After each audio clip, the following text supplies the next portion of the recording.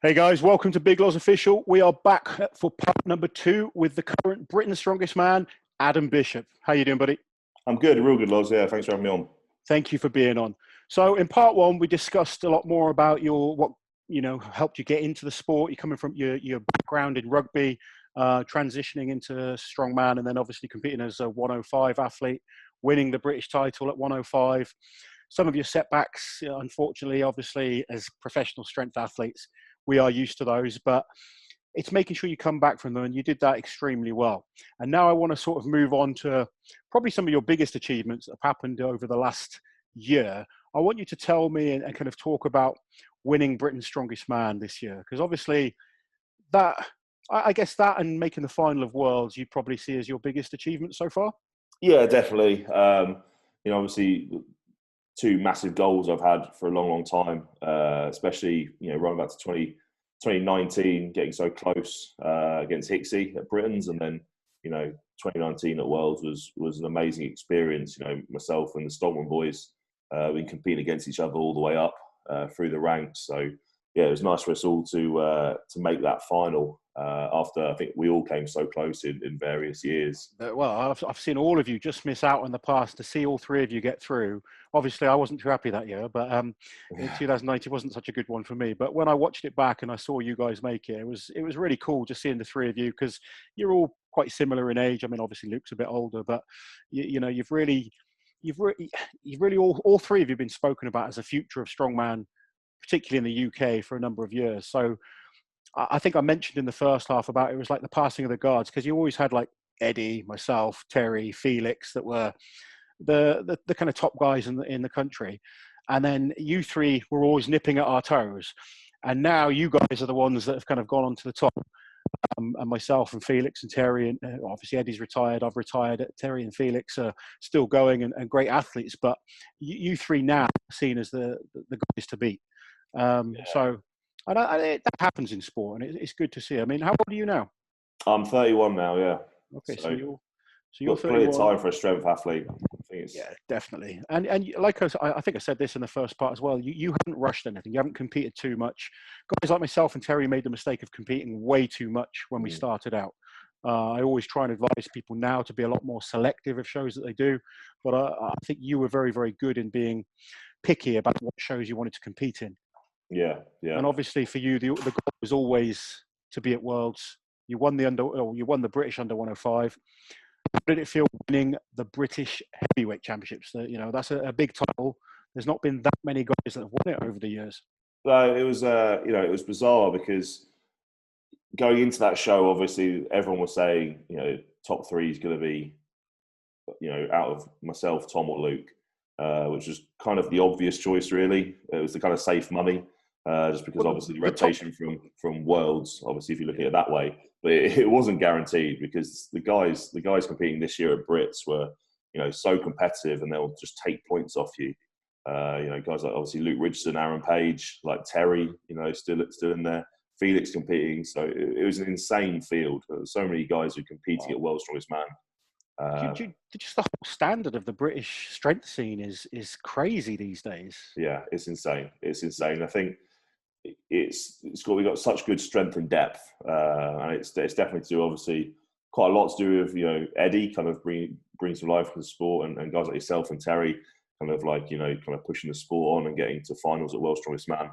But yeah, it was an incredible night. Basically, just because everything went to plan. I was kind of, when after they kind of told me that I'd won. It was a bizarre feeling, because it wasn't kind of a feeling kind of elation or anything like that. It was more of a case, well, yeah, of course I won. And that sounds really kind of arrogant, but I do know what you mean.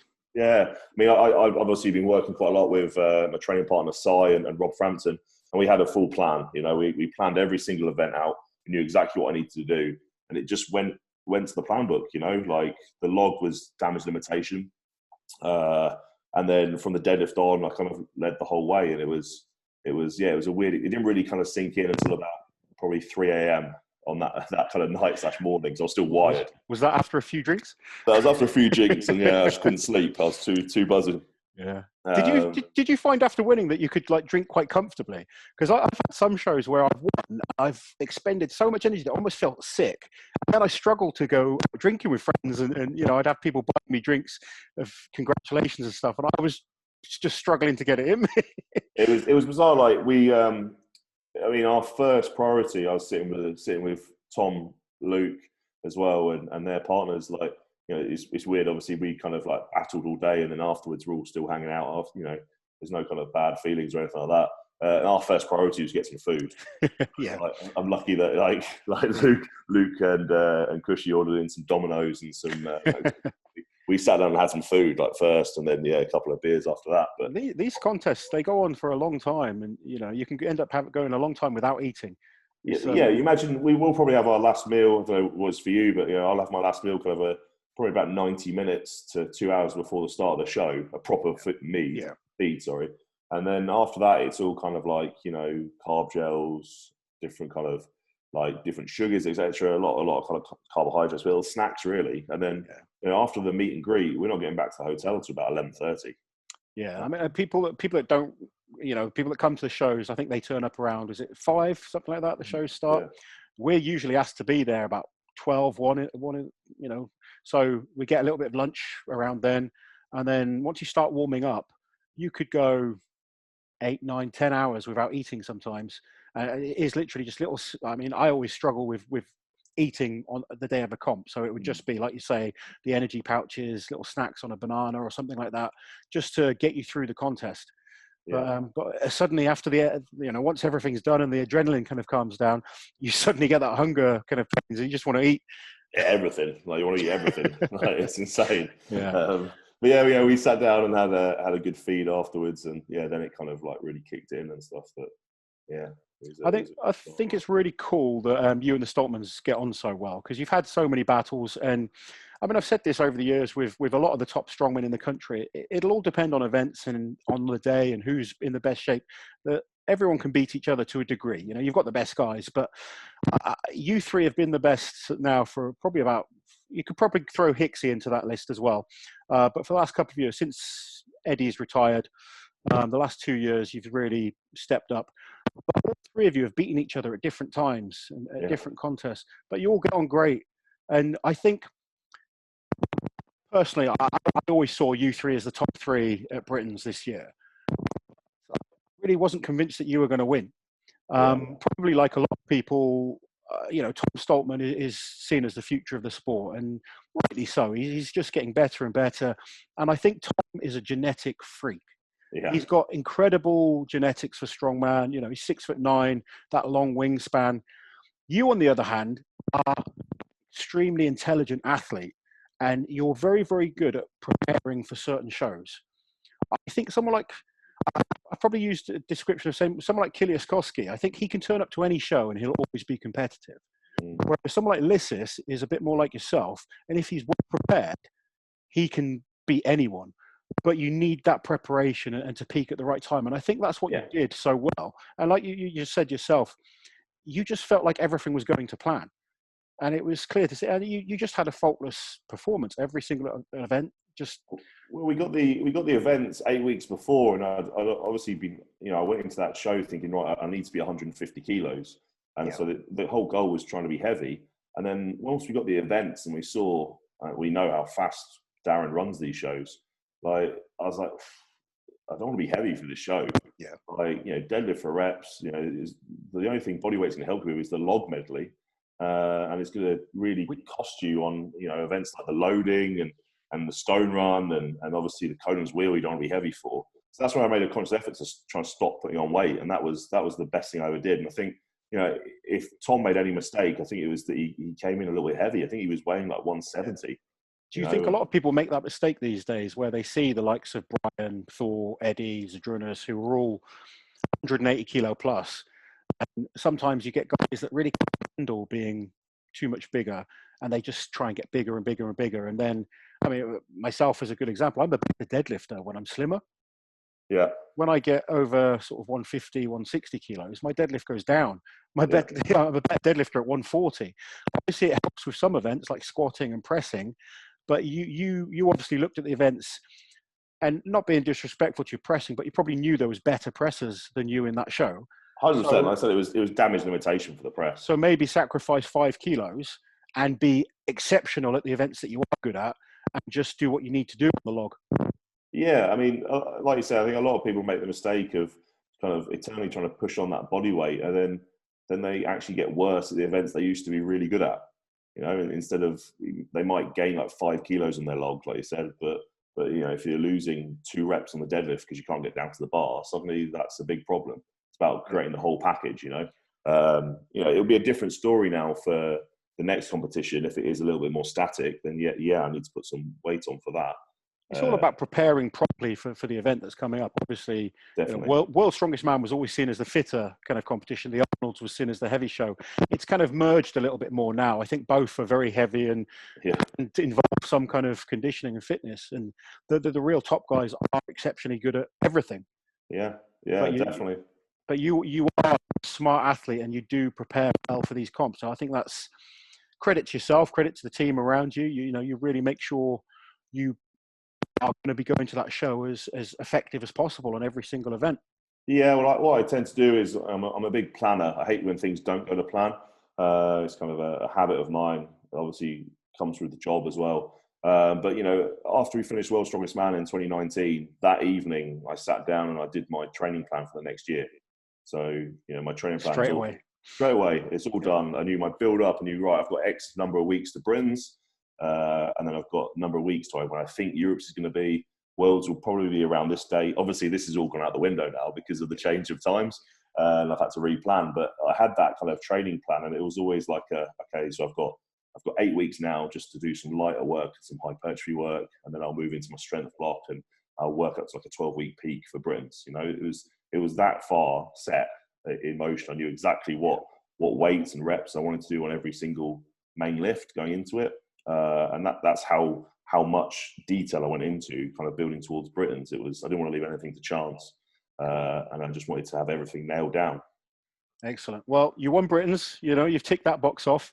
Obviously, the next goal for you is Worlds. Is Worlds, yeah. I mean, my goals for this year obviously was to win Britain's Strongest Man, pull over 1,000 pounds in the deadlift, break the silver dollar record in competition. And get top 5 at World's Strongest Man. That was the goals for this year. Okay. Has COVID affected that at all? Yeah, it's made it a lot better. I mean, well, this is what I wanted to ask actually, because I've watched some of your training. Obviously, you post a lot of your training on Instagram and stuff, and I mean, I haven't worried too much about training because I know I'm not competing anymore. So I've been doing little bits and bobs just to, you know, keep active because I like training. But if I was an athlete, I'd still want to be working as hard as I can. And I know you've got your own little lockup, seeing you've been working hard. And I'm guessing with not having to go into work every day and, you know, having no distractions, you can just focus on eating and training right now. The results have been insane. I've basically been living for the last kind of 9 weeks as a full-time strongman. All I've had is kind of some video calls with work and some calls to the players. The rest of the time I've just been eating and training, and I think I've put on 8 kilos during lockdown. Okay. All my lifts feel great, which is annoying because I don't want to be strong right now. I need to be strong in a couple of months' time. But yeah, all my lifts feel great, and it's you know, it's a terrible situation in the world with the outbreak, but you know, for me, it's a massive positive. Because I think if you can make the most of the situation, you know, then excellent. Just give us an idea of what you have been lifting, or is it a secret right now?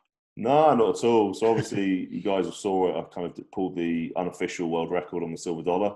Yeah. I think there's way more there come competition day. I think your lockout on your deadlift is unbelievable anyway. So yeah, it's always been pretty good. Obviously, we're training at the moment for the deadlift for reps for the 400.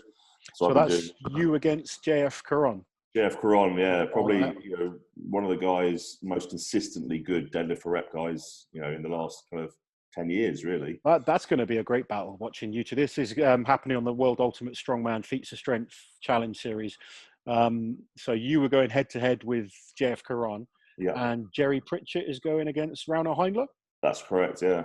And then, am I right in thinking the winner of each is going to go head to head? Or is Jesus that? Christ, I hope not. I mean, we'd have to do it again, Okay. do we?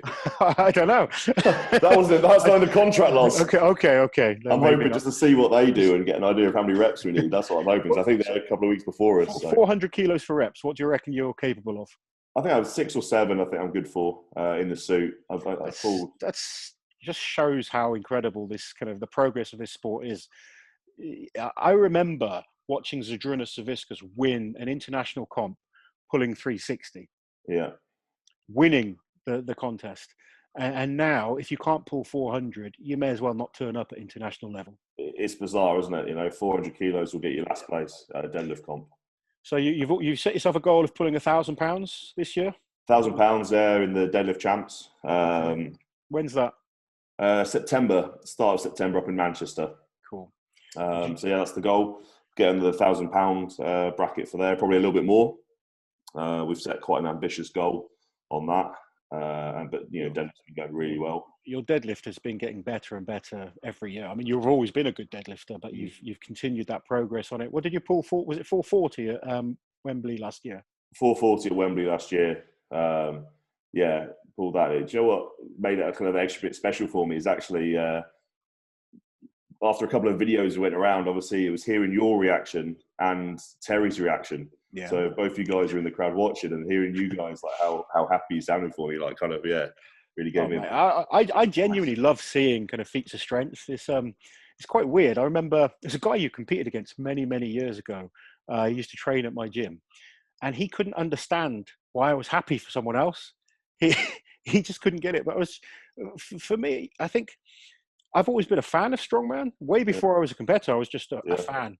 And just seeing the sport progress and seeing the crowds get bigger, unfortunately, obviously not right now, but, you know, hopefully we'll be back competing in front of crowds once we can. And, you know, just getting the sport to grow is awesome. Yeah. And I think, you know, I'm glad that I was a part of that, but now I want to see it push on and get better. And, you know, I've seen you and Luke and Tom all have devastating injuries and miss out on achieving things, which myself and Terry and Felix, we've all done as well. So I think we all have a good understanding of what this sport's like, because we know how hard it is. It's not easy. We're not all paid, you know, millions of pounds to do this. And it's you know, we put our lives on the line, basically, our bodies on the line, particularly for very little. And it's quite a close community anyway. You know, we've all trained together. We all get on pretty well. But just seeing the sport grow, seeing the fans, you know, reaction. Because I remember competing in front of Bob and his dog. You know, now seeing the 10,000, 12,000, whatever it might be in front of these arenas, the level going up, it's just fantastic to see and to be a part of, and see guys like yourself just keep pushing it and pushing it and pushing it. Yeah, I guess that was the nice thing as well, a bit extra special about Britain's this year is obviously it's the second year that Eddie's not competed, and they generally were worried that they, you know, were going to struggle with ticket sales without obviously the Eddie factor. But, you know, they sold out, and it was, you know, arguably the most entertaining and the closest, you know, Britain's Strongest Man ever. You know, it was incredibly tight, and, you know, it was a kind of, you know, on a knife edge kind of result at the end. So, you know, a lot of people said that it was probably one of their favourite ones to watch. And that was really good that, you know, we did up it a level with the arenas and getting the big fans in, but we've kept it moving forward, even once, you know, that catalyst, which was Eddie, kind of has kind of moved away. Yeah, that's brilliant. I think I think the Giants Live team do a great job with their arena shows. They really do. And it's been a real shame that events haven't been able to go on as planned. I mean, hopefully they will start up soon. Obviously, you've been told some dates that potentially could be competitions. Unfortunately, we don't know for sure right now. But once we do, everything will be announced, and your training's, you know, more than on track to perform well at these. Yeah, I mean, knowing Sadler, he will find a way of getting these shows on. You know, whether it's with reduced crowds behind closed doors, he'll put them on. You know, he's a fantastic promoter, and he's given a lot for the sport, and he'll definitely find a way of. There will be shows in some way. Obviously, we just don't know kind of in what kind of guise they'll be. I hope so. I'm going to ask one more question before I let you go, because it's obviously you're going to be part of the World Ultimate Strongman, you know, challenge, and there's a lot of kind of controversy to whether these events should happen or not. the way I see it is, and I'll be the first to admit, I want to see competitions. I want to see head-to-head competitions where you're trying to win titles. Because to me, winning titles is more important than breaking records. I think, to win a title, it can never be taken away from you, whereas a record is always going to be broken. But what this has given us the opportunity is, for you guys as athletes, it's something to focus on. It's a payday. It's something to focus your training on. And as a fan, it's something to get excited about and talk about. I just thought, as one of the competitors doing it, what were your thoughts on it? Yeah, I mean, I think people get into the whole argument about official records, blah, blah, blah, too much. Ultimately, if you view it as what it is, which is entertainment, which is what strongman is, it's not a proper sport, is it? It's entertainment. We're in the entertainment business, and it's an entertainment kind of a thing, and people are going to enjoy it. People are talking about strongman. We're not kind of falling away. And I think if you just take the log situation, obviously Luke nearly getting that log, Hixie up around there, Bibby throwing up something massive in Africa. Yeah. I mean, by the time we get back to doing a live show, ticket sales can be through the roof. It's going to be exciting to see those three head to head. Oh, 100%. Yeah, I think Rob Kearney's doing a log record in a few weeks as well. He's not far behind. Right. Yeah, it's so I think it's kept strongman in the kind of public's eye, and it's kind of provided us with something to do and to train for. So yeah, I think people get kind of pent up on is official, not official, and Team Eddie, Team Thor, and stuff like that. And I told you we weren't going to talk about that. I know, I brought him up. Oh, what have I done? But this is about Adam Bishop today. Oh, it's fine. Like, literally every video I post up, someone will say, "Well, Eddie can do more reps." I'm like, well, yeah, Eddie also one world's strongest man and pulled 500 kilos. I haven't done over those. It's like being a sub 10-second sprinter and saying Usain Bolt can do better than that. Exactly. It's a stupid argument, but it's the world we live in. The internet. It is. Mate, thank you so much for coming on and chatting to us. Best of luck with the rest of the events this year. Obviously, I get to commentate on you doing the deadlift, and I'm gonna push to Wuss to make the winner of yours and the winner of the other deadlift for reps to go head to head, because I want you to have to deadlift again. Yeah, we'll do it just 200 kilo for reps. We'll do that instead. Mate, thank you for coming on. Take it easy. I'll speak to you soon. Guys, I hope you enjoyed this chat with Adam Bishop. Make sure you like, share, and subscribe. Adam, just quickly, where can people find you? Yeah, so over on Instagram, Adam Bishop Strongman, and over on my YouTube channel as well. Same again, Adam Bishop Strongman on YouTube. I will put a link down in the description below. Guys, take care. We will speak to you soon.